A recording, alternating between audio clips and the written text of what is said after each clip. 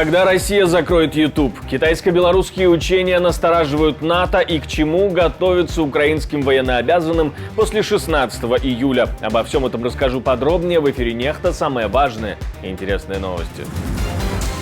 Новый пакет американской помощи, что в него входит и когда ждать. Российское общество слишком демократично, чтобы запрещать YouTube, поэтому там решили его замедлить.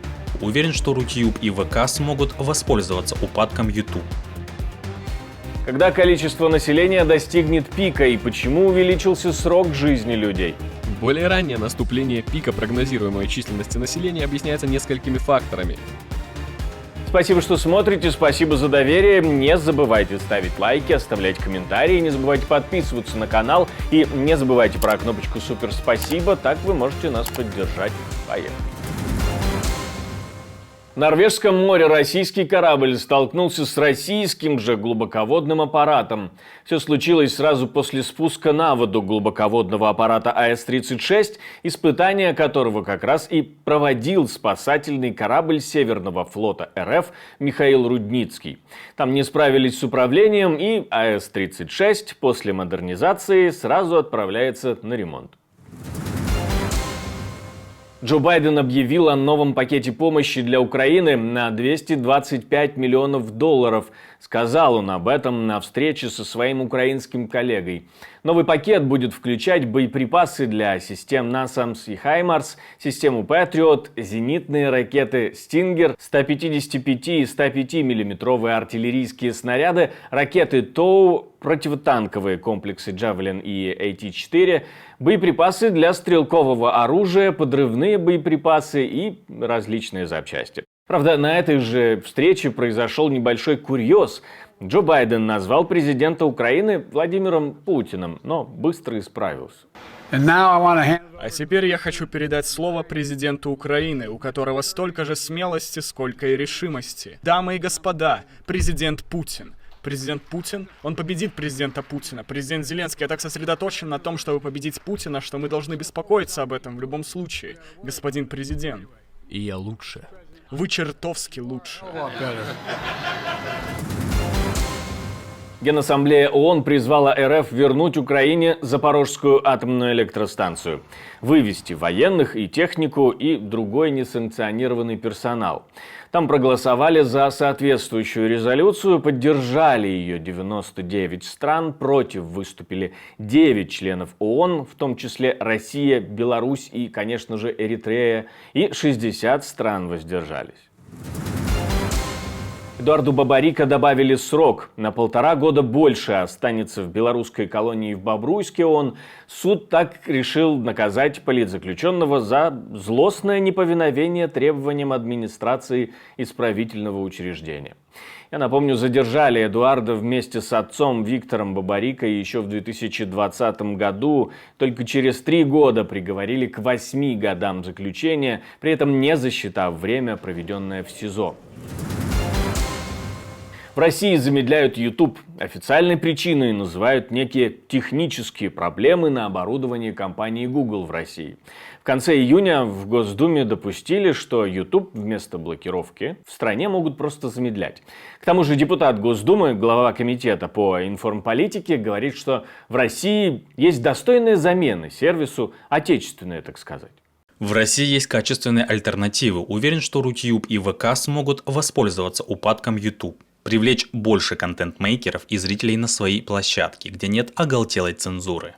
Все это последствия русофобской политики, которую ведет западное сообщество, пишет депутат в своем телеграм-канале. А газета РУ пишет, что уже к осени YouTube в России, скорее всего, закроют совсем. Виктор Орбан продолжает свою миссию мира, на которую он сам себя назначил, и приехал в этот раз к Дональду Трампу во Флориду. Миссия мира 5.0 для меня была большой честью посетить президента Дональда Трампа в Мар-а-Лаго сегодня. Мы обсудили пути установления мира. Хорошая новость дня. Он собирается решить эту проблему. Слишком много людей погибло в войне, которая не должна была начаться, пишет Трамп в ответ в своей социальной сети. Реакцию НАТО на угрозы мы можем замерять вместе с вами в новостях. К примеру, несколько дней назад мы говорили о китайско-белорусских учениях в Брестской области, а генеральный секретарь НАТО отреагировал на это только сейчас.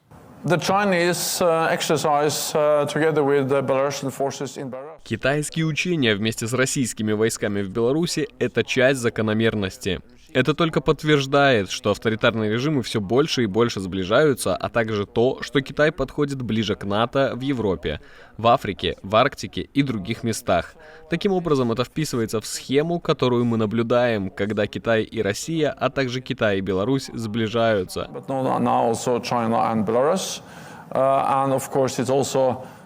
И, конечно, это также вписывается в схему более тесного сотрудничества авторитарных держав и поддержки агрессивной войны России против Украины, соседней с Беларусью. В НАТО называют Китай решающим фактором в войне России в Украине, но обращает ли внимание Китай на решение НАТО? Россия выгодна для Китая по целому ряду причин. Это причины экономические, энергетические, вопросы безопасности, идеология, в конце концов. Поэтому менять на сегодняшний день эти отношения вряд ли Москва и Пекин будут. Они являются максимально выгодными друг для друга.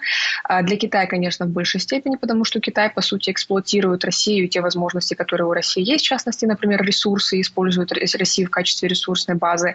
Поэтому для Китая это подобного рода заявление, скорее всего, вызов. Хотя нужно отметить, что в этот раз действительно высказывания со стороны НАТО по отношению к Китаю довольно резкие, но нужно вспомнить, что, по-моему, еще в 2022 году впервые в НАТО обозначили Китай в качестве вызова для Альянса. Россия была определена как угроза, а НАТО как вызов. Это тоже о многом говорит в трансформации отношения Альянса к Китаю. Плюс тот факт, что уже третий раз подряд на саммиты приглашаются лидеры Южной Кореи, Японии, да, то есть это азиатские страны, находящиеся в непосредственном соседстве от Китая. Это тоже говорит о желании НАТО расширить свой функционал, в том числе и на Индо-Тихоокеанский регион. Буквально через несколько дней истекает срок, который украинский парламент отвел для военнообязанных украинцев на обновление данных в территориальных центрах комплектации. Сделать это можно пешком в Украине, прийти в ТЦК или в Центре предоставления административных услуг, а также за границей через интернет с помощью приложения «Реестр Плюс». Чтобы узнать о том, что будет после 16 июля, мы спросили юриста Игоря Баранникова. Повестку за рубежом вручить невозможно. Почему? Потому что Украина не имеет договоренностей с службами почтовой связи зарубежных стран о вручении повесток. На эти службы не действуют украинские нормативные акты, которые регулируют порядок вручения повесток через почту, поэтому это невозможно. Возможно, будет принято решение про повестку электронной почтой, направленные сейчас, но я думаю, что это пока бесперспективно.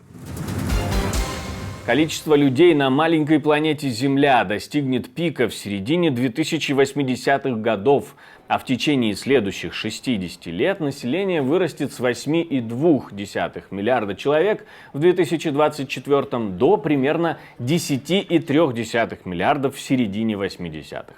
Помощник генерального секретаря ООН по вопросам экономического развития заявил, что численность населения мира в 2100 году, как ожидается, будет на 6% ниже или на 700 миллионов человек меньше, чем предполагалось 10 лет назад.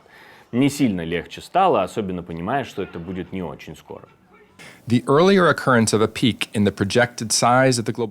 раннее наступление пика прогнозируемой численности населения объясняется несколькими факторами, в том числе более низким, чем ожидалось, уровнем рождаемости в последние годы в некоторых крупнейших странах мира, особенно в Китае. После пандемии COVID-19 продолжительность жизни в мире снова растет, и это хорошая новость. К 2080 году число людей в возрасте 65 лет и старше превысит число детей в возрасте до 18 лет. Для некоторых групп населения иммиграция станет основным фактором будущего роста. Последствия увеличения численности населения заключаются в том, что население продолжает расти. Поэтому воздействие, которое люди оказывают на окружающую среду, продолжает увеличиваться в зависимости от нашего количества. Но в то же время в этом докладе мы стараемся подчеркнуть, что поведение людей имеет большее значение, чем их численность, когда речь идет о воздействии на окружающую среду.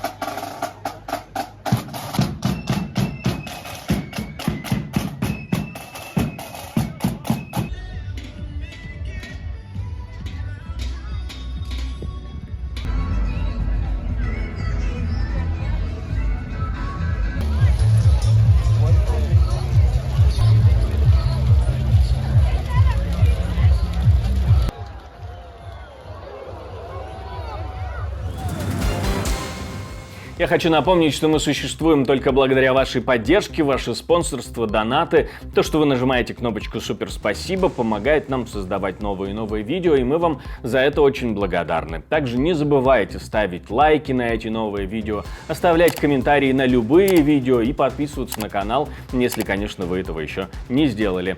Ну а у меня на этом все. До встречи и хороших вам новостей.